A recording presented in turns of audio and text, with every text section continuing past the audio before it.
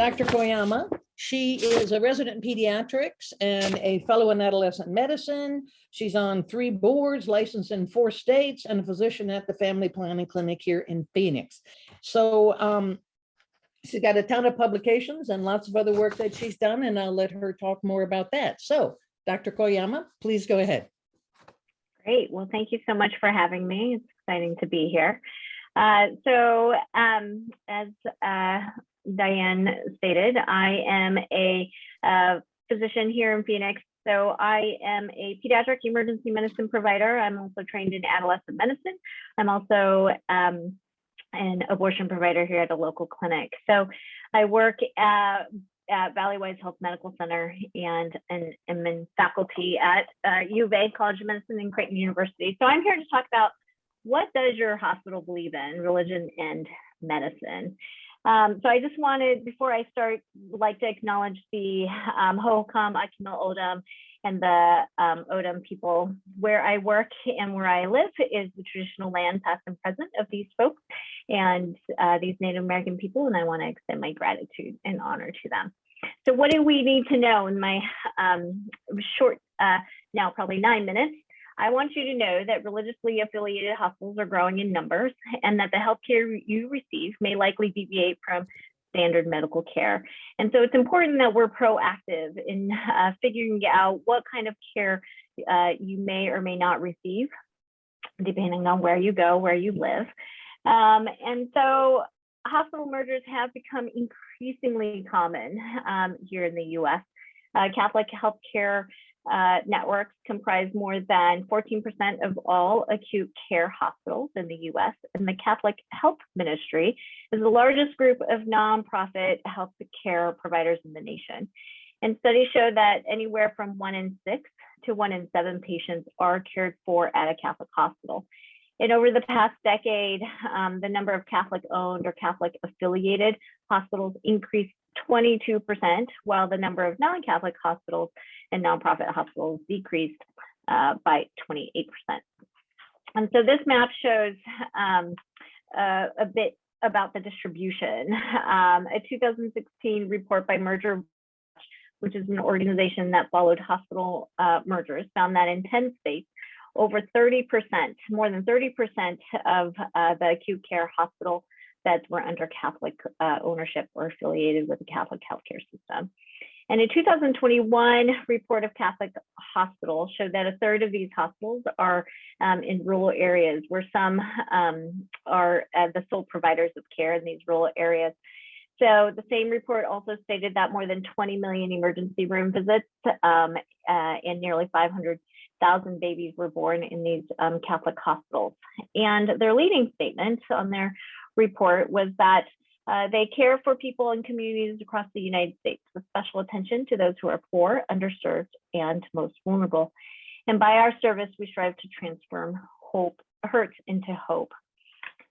This is a very nice sentiment, but despite this commitment to serving communities who have been historically oppressed and continue to face significant barriers to equitable healthcare, Catholic hospitals are all guided by a set of policies controlled by the U.S. Conference of Catholic Bishops.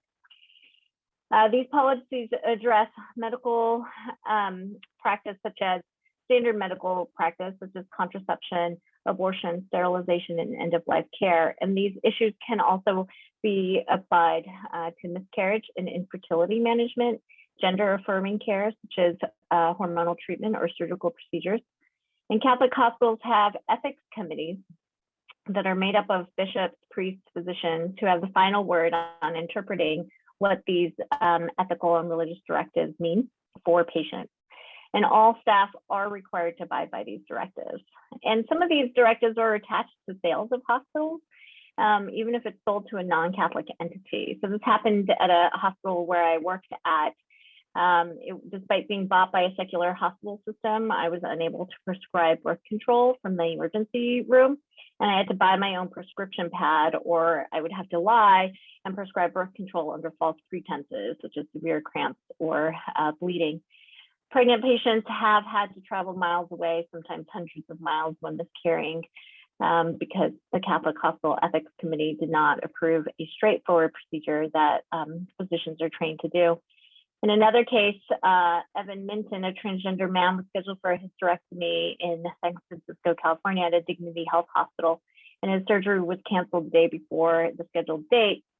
After he mentioned his pronouns were he, him to the nurse during a pre-surgical call. And his surgeon, Dr. Dawson, who routinely performs hysterectomies at the hospital, was quoted as saying, "It's very clear to me that the surgery was canceled because Evan is transgender." Dignity Health is the largest hospital provider in California with 31 hospitals across the state, and his discrimination suit will go forward. Will go forward. In Arizona, private hospitals and healthcare facilities may restrict services and even information about lawful health services if the institutions object to providing such information, and it's based on sincerely held religious or moral beliefs. And in June of 2018, a 35-year-old woman, Nicole Arteaga, walked into Walgreens in Peoria, Arizona to pick up a medication to help induce her miscarriage after her physician confirmed that her wanted pregnancy had stopped developing. The pharmacist refused to prescribe her or dispense the medication after asking her if she was pregnant. A transgender woman was also refused her medication at CVS due to her being transgender. Arizona is one of 6 states where pharmacists can refuse to provide contraceptives and miscarriage management abortion pills based on moral or ethical grounds. That said, professional medical organizations support individual providers in their moral integrity, but also recognizes that if this conflicts with the patient's physical or mental well-being, healthcare providers and entities have a duty to disclose which services they're refusing to provide and refer to others who can provide these services. But this becomes pretty difficult in these rural areas or in areas with limited resources and access to healthcare. And I've worked in several emergency rooms where I am the solo provider. I've had residents who refuse to prescribe emergency contraception, a time-sensitive medication that prevents pregnancy and does not cause abortion, even in cases of rape. Emergency contraception is standard of care, but females would not have access to this life-changing medication depending on who's working that day or where they present to care. I just wanted to also touch upon the words that we use when we talk about these kinds of clauses. Religious refusal clauses really focus on the rights of the healthcare worker, and it ignores and erases the patient's bodily right to bodily autonomy and the right to privacy about discussions and decisions that have been made between the patient and their physician. So when we speak about these clauses or pieces of legislation, it's important that we label them as they are: refusals of care, not conscientious objection. There's nothing conscientious about neglecting to inform patients about services they may not be able to receive or refuse standard medical care that a patient desires or needs. And since the 1970s, after Roe versus Wade, when such clauses came into existence, the term healthcare provider has expanded to include pharmacists, nurses, front desk staff, anyone working with healthcare facility. So this may include a nurse who refuses to take vitals of a transgender patient, or a housekeeping staff who refuses to turn over a surgical suite for a pregnant person in need of surgical removal of a non-viable fetus to save her life. And in 2018, the U.S. Department of Health and Human Services purported to enforce pre-existing refusal laws that protect the rights of certain employees of healthcare institutions that receive federal funds to refuse to participate in certain healthcare procedures based on their religious or moral objections. This was struck down in the courts and is not currently enforced. And so what can we do about this, and what should folks know when seeking medical care? So I think it's important for people to do the typical Google search, even though I'm not a big fan of patients who come and say, well, I saw on Google, but do your Google search and look online, see if they publish, the hospitals near you publish their ethical and religious doctrines. It can take several clicks and a lot of sleuthing to figure it out. But it's important for you to know, and for you to be able to seek care at hospitals where you can receive the care that you want. Many hospitals don't mention these ERDs, and the majority of states do not require hospitals to disclose services that they refuse to offer. But you can ask concrete and specific questions as listed below of your physicians and your healthcare, where you receive healthcare. You can watch out for mergers and places. There's a famous case in Sierra Vista where a pregnant woman was denied a tubal ligation after her C-section, despite the fact that any future pregnancies could threaten her life, after the local hospital joined a Catholic healthcare system. And so being aware, attending meetings, community meetings, city and state meetings that discuss these mergers is incredibly important. We can also advocate for changes in state laws. So our religious refusal law, we can fight to repeal them. Tucson, Arizona State Representative Pamela Powers-Hanley proposed legislation that requires healthcare entities and healthcare workers to disclose upfront whether they will refuse to provide legal drugs and services that are within their scope of practice due to their deeply held religious beliefs. And she named it as a buyer beware or patient's right to know law. And so we can support our legislators who propose such legislation and fight to get laws like this passed. So in summary, I just wanted to again reiterate that it's important for us to know that many states have Catholic affiliated or Catholic owned hospitals.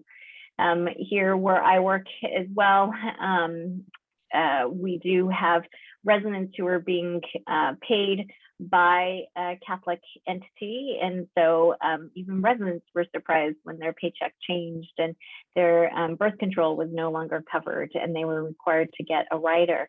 Some folks, their significant others had babies and they wanted an IUD and it wasn't covered. And so people, who didn't even know that such an issue existed are taken aback by what hospitals can provide but refuse to provide. So the healthcare you receive may likely deviate from standard medical care. So we need to be proactive so that we can fight for our healthcare that we all deserve. Thank you very much, Doctor. So our next speaker is Dr. Deshawn Taylor. She is an MD, an MSc, and an FACOG, which I don't even know what that is. But it's a board, and she's a board certified OBGYN and a clinical professor, and she's the owner of Desert Star Family Planning in Arizona.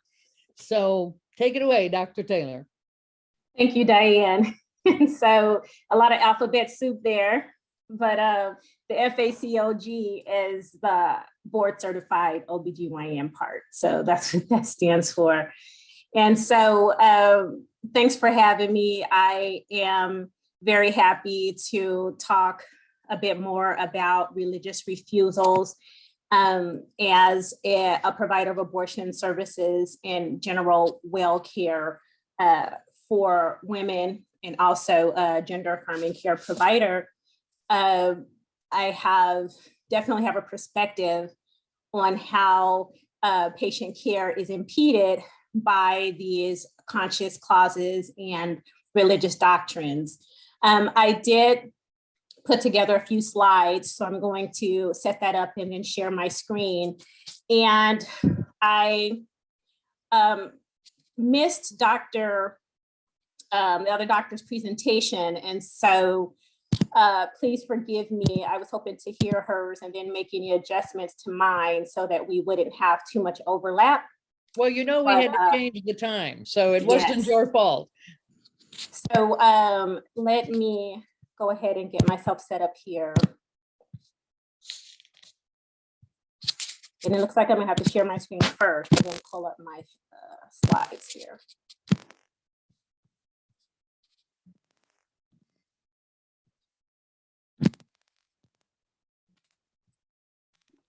And again, for all of you watching, Dr. Taylor's bio and detailed information was in the slides given during the lunch break and also on the regular website. Okay, and so I always like to start these discussions off with a discussion clarifying the three major frameworks to address reproductive oppression. And the reason I like to do this is because I hear these terms used interchangeably, and they are very different foundationally, but also very important in terms of a three-pronged approach to addressing the trials that people go through in trying to access reproductive health care. And so our first framework is reproductive health, which addresses service delivery. And then our next framework is reproductive rights, which addresses legal issues. And then we have reproductive justice, which attends to movement building and intersectionality, analyzing how systems of oppression intersect to create unique issues for people situated at the margins.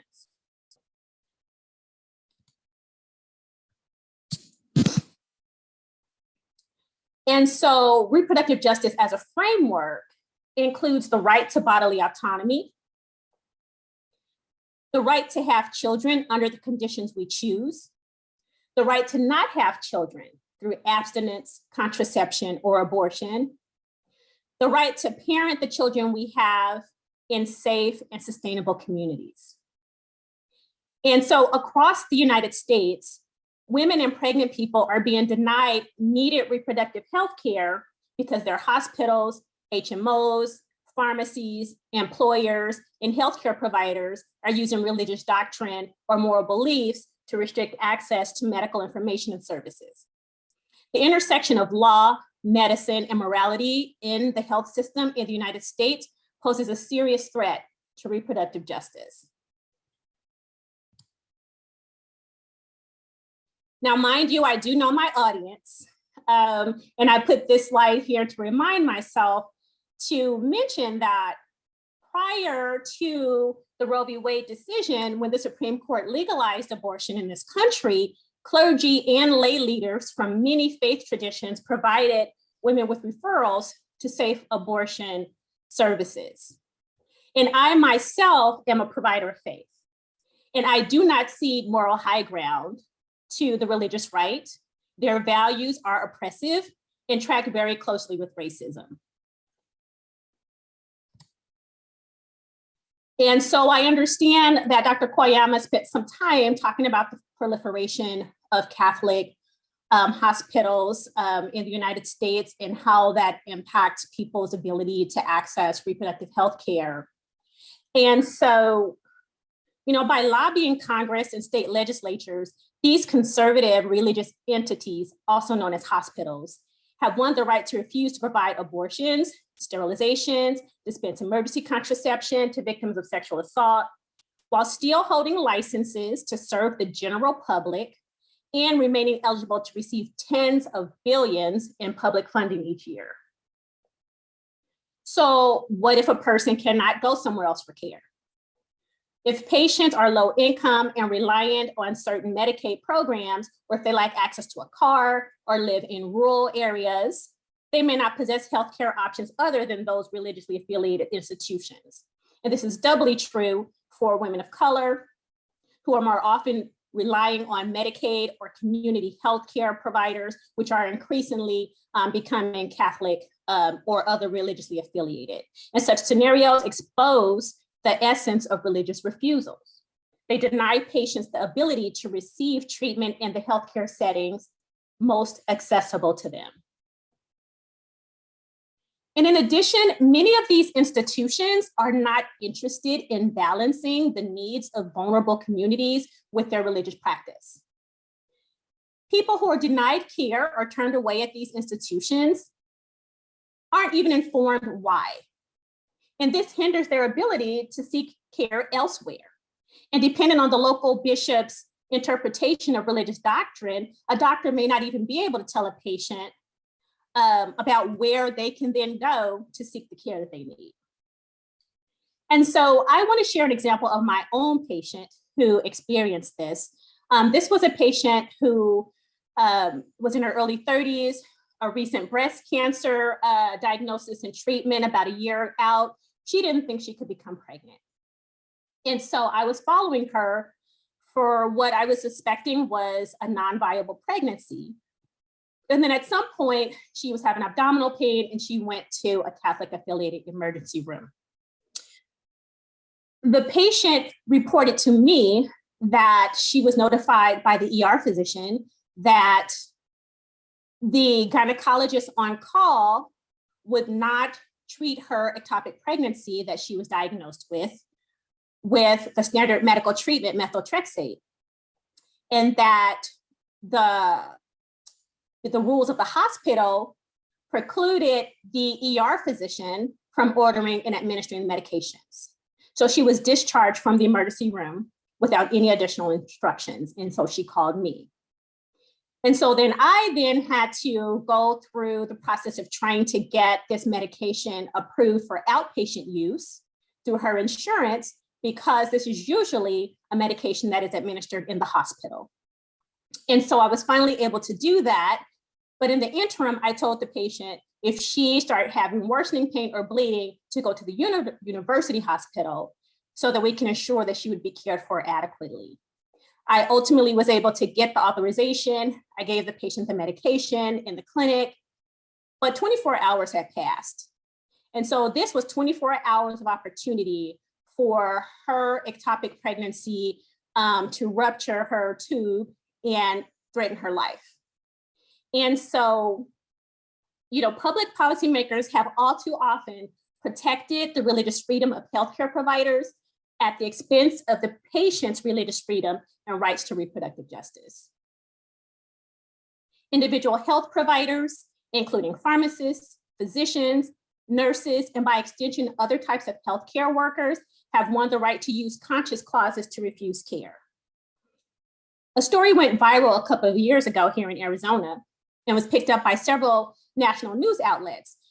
There was a woman who, in a widely viewed Facebook post, stated that an Arizona Walgreens pharmacist refused to dispense misoprostol, a prescription that her OBGYN physician prescribed for her to treat her non-viable pregnancy. And he refused this due to his ethical beliefs. This woman had been diagnosed with an early pregnancy loss, and misoprostol alone or in conjunction with mifepristone is used to treat miscarriage. Now, mifepristone and misoprostol together are also used for medication abortion. And so this pharmacist decided that he was going to be a roadblock to this patient receiving the care that she needed for her miscarriage. And so when religious doctrine or a health provider's personal beliefs can override a person's need to reproductive health care, they suffer a violation of their basic right to manage their reproductive capacity. These unfettered religious refusals create an equation which, putting an institution or individual's belief over the needs of a patient, places patients at extreme risk.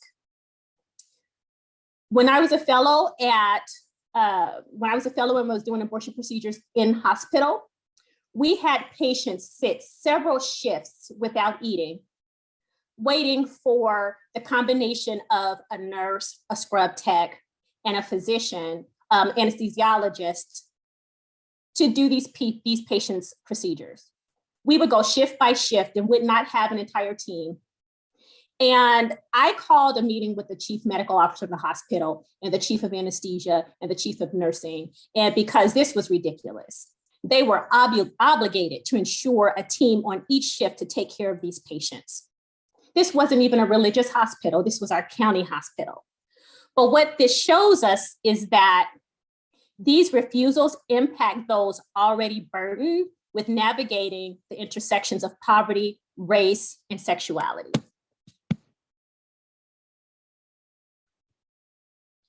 Religious refusals harm people already facing discrimination or systemic abuse. Religious refusals show discrimination to be protected by law, often while the organization receives taxpayer money. The majority of Americans oppose allowing doctors or other healthcare workers to deny treatment on religious or moral grounds.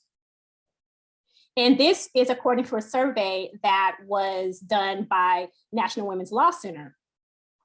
And so as physicians, we pledge to do no harm. And almost 2/3 of Americans expect that we honor that commitment regardless of our personal beliefs. And so I want to go ahead and stop there because I know that there's another presenter and we'll have the option for Q&A a little bit later. But I hope that this helps to create a little bit more of a framework for our discussion. Thank you very much. And I think from the point of view of the rights, the justice, you know, that breaking down, I think is very useful because people don't understand reproductive rights or reproductive justice and how those interplay. So that I really appreciated that. So our next speaker is going to be Elizabeth Sepper. And she is, again, all of the bios were given to you and are also on the website, a professor at the University of Texas. She was previously at Princeton and Washington and School of Law. She focuses on sex, procreation, and the regulation of pregnancy, religion, RFRA, public accommodation, discrimination, all those kinds of things that we work on here at the Secular Coalition the year long, writes many publications, and religious refusals is one of her big things that she's interested in. So, Elizabeth.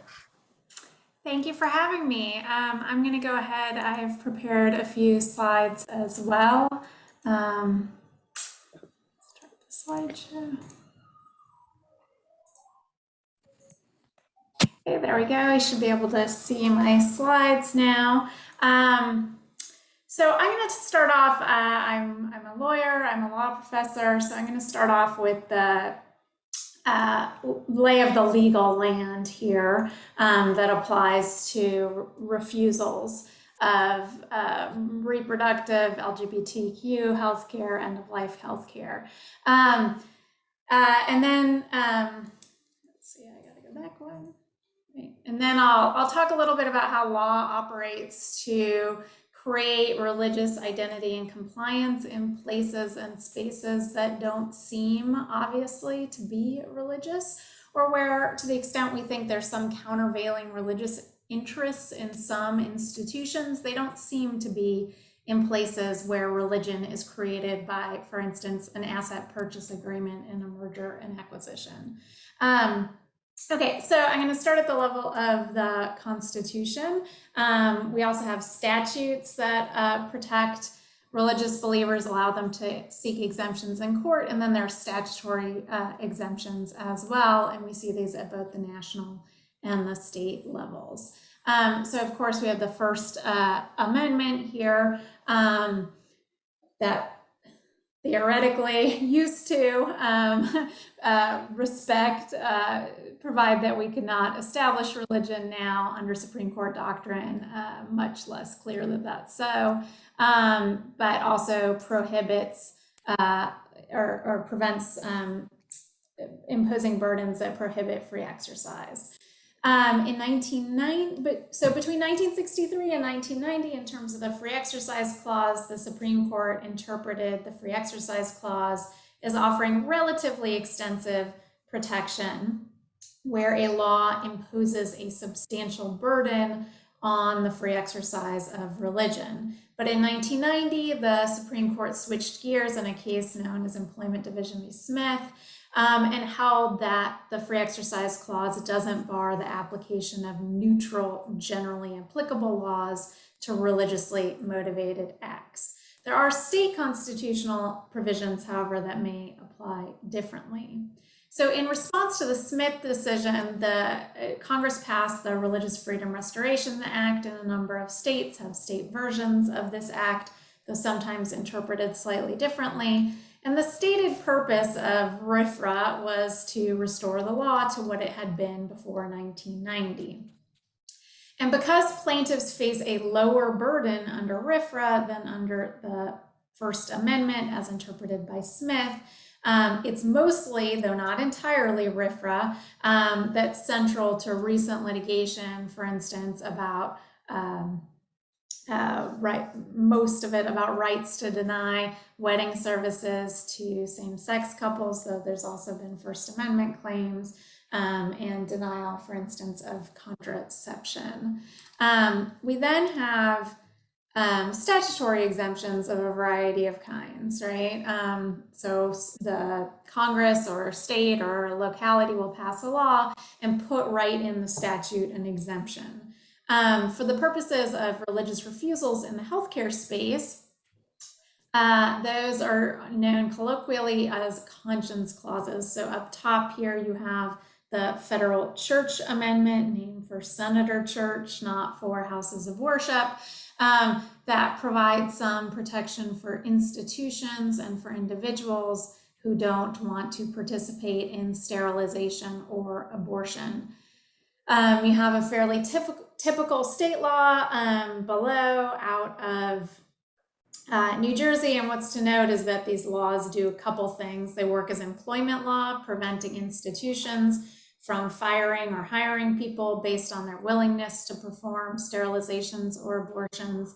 They also provide immunity from disciplinary action, and perhaps, I think most troublingly, provide immunity from civil liability or criminal liability, and civil is probably the main concern, right? It's not entirely clear why one should be able to refuse to provide reproductive health care and actively then harm someone in the tort sense of inflicting a physical injury on them and then not allow that person to recover anything in damages. Now, these laws have broadened over time, and Dr. Taylor sort of flagged some of the ways they were broadening. So this is Mississippi's law, which was written by Americans United for Life. And it's at the very far end, really jaw-droppingly broad, immunizing from liability any provider who refuses anything or refuses any information. But in other states, we've seen moves toward pharmacist, conscience, exemptions and extensions from abortion to sterilization to contraception and end-of-life care, and sometimes beyond that still. So I want to talk a little bit about what this, so that's the legal framework, and now I want to talk a little bit about the market reality and the way that law is working there. So as we know, many institutions are Catholic affiliated. Many others also refuse certain forms of reproductive and end-of-life care, but the Catholic affiliated hospitals are the most successful market player. To give you a sense, this is slightly dated now, 2016, but this is the percentage of beds in Catholic-owned or affiliated hospitals. So in some states, extremely high percentages of hospital beds where religious restrictions apply to the care, to the information, and so on that patients can get in those locations. And these giant healthcare chains, and the dark ones here are the ones that are Catholic affiliated, they're truly enormous at this point as part of a trend toward healthcare consolidation. And so what this means is that horizontally, we see a lot more religious restrictions applying across, but we also see them coming down because these health systems have now purchased physician groups. This is also a trend in healthcare consolidation. And with that trend, physicians that used to be able to practice care in their own offices, consistent with their own ethical obligations, may be subject to religious restrictions on the care they can provide. And there's a lot of notions that we have somehow, nuns in full habits caring for patients, but that's not the reality of the modern healthcare system, where there's very few religious people involved within the institutions. In fact, these are modern entities. Most people don't know what religious restrictions apply. So I just have a couple minutes. So I want to talk about the phenomenon of contracting for religion. This is the area I've done quite a bit of research on. So you have here Baptist Hospital, which was in Tennessee, Jewish Hospital also in a different part of Tennessee in Louisville, and there in Los Angeles, Hoag Memorial Hospital Presbyterian. All of these were complying with Catholic religious restrictions on care. Baptist, Jewish, and Presbyterian hospitals. And frankly, I just want to make clear from the get-go, transparency is not my thing. I don't think that solves the problem. You know, you'll hear a lot of people say, well, then they need to tell patients, yeah, well, great. You know, it doesn't give you access to the services you need. So this was all done through contract. We're increasingly seeing Catholic healthcare form, even and this is a new requirement in their own ethical and religious directives, when they enter into even very loose partnerships with non-Catholic institutions, they now are required to make those partners comply or get those partners to agree in a legal instrument to comply with various religious restrictions on care. This is new as of the 2018 version of the Catholic religious directives.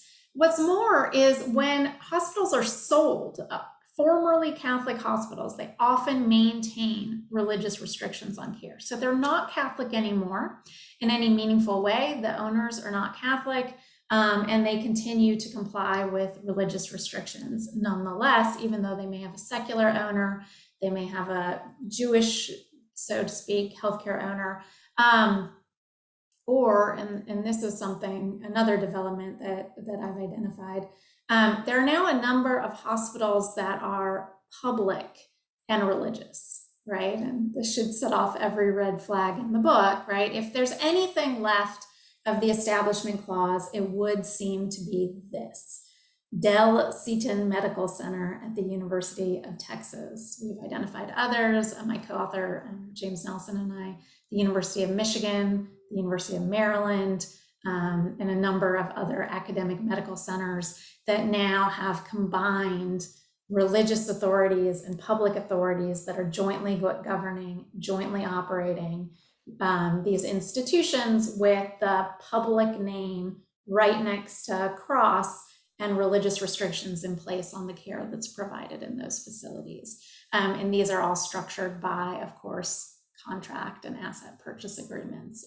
It's the lawyers who are helping set these up.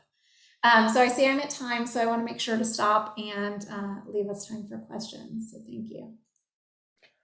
Thank you very much. It's pretty depressing, actually, but in the interest of time, I'm only going to, I have one question that I'm going to ask everybody, and it's something hopefully you can all respond to. And Dr. Koyama, I'm going to go to you first because I know you have to leave. So my question is, there are standards of care in the medical profession, and there are regulatory boards in the medical profession, like the legal profession. So what rights, what possibilities do doctors have when these standards of care are being interfered with by the policies in these Catholic or religious hospitals? And then to the lawyer, what kind of legal recourse do they have? So Dr. Koyama, first to you. I think that's a great question. I definitely, there have been studies that have been like survey studies that have been conducted over the across the nation that have interviewed family medicine folks, OB-GYNs, pediatricians, and whatnot to find out like what do people do, right? So I have to say, to be perfectly honest, the great majority, even from personal stories, people will do what they have to do to provide the care that their patient wants and needs.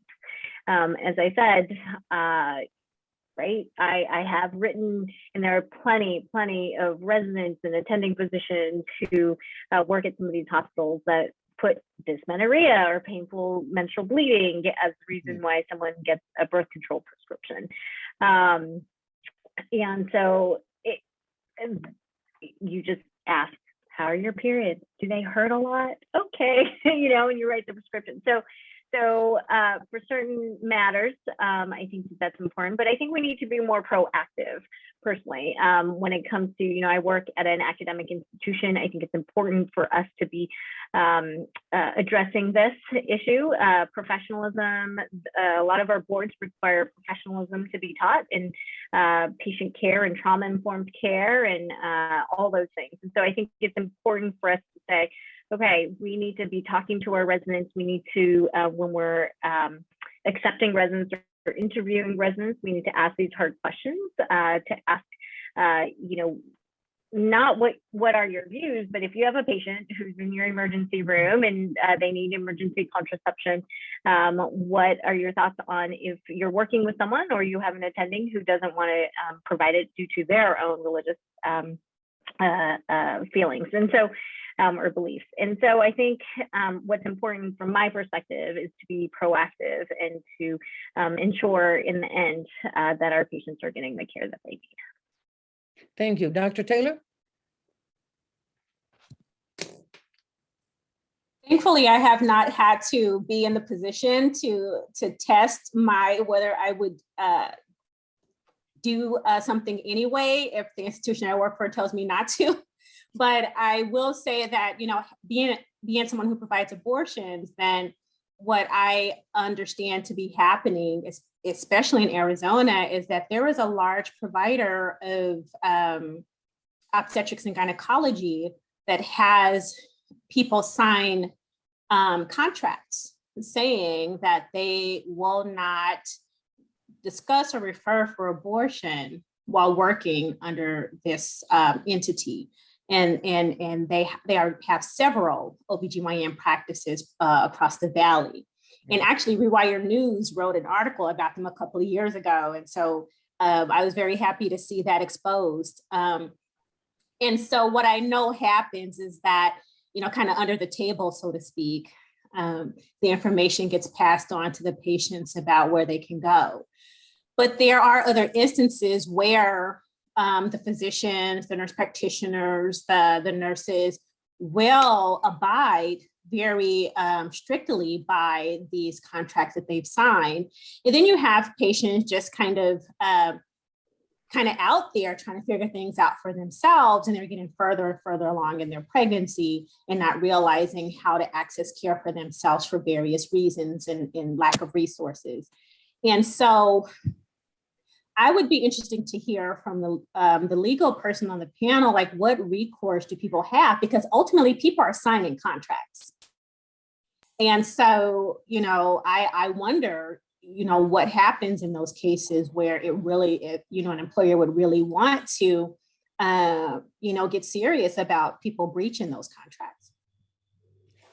Yeah, from a legal point of view, well, there's the right of the patient, the right of the doctor, and would those contracts be upheld?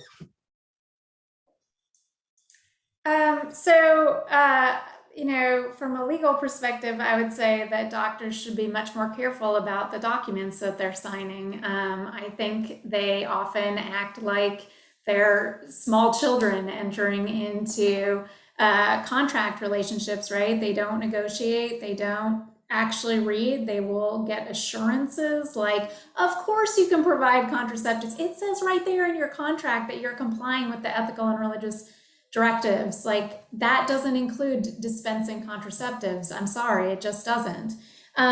So I think there's a number of strategies. One, the Church Amendment is two-sided, so it prevents discrimination against physicians who provide sterilization and abortion outside of the hospital facility.